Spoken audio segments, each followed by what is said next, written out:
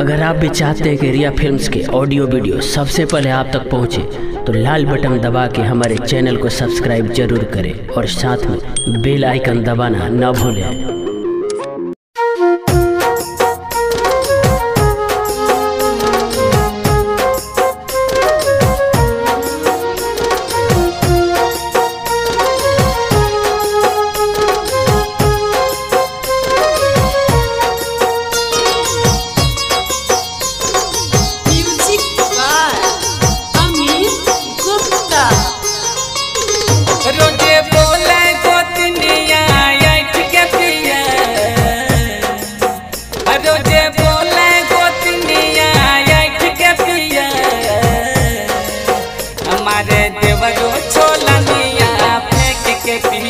मारे देवरो छोलनिया फेंक के पिया रोजे बोले गोतनिया ऐठ के पिया रोजे बोले गोतनिया ऐठ के पिया मारे देवरो छोलनिया फेंक के पिया मारे देवरो छोलनिया फेंक के पिया।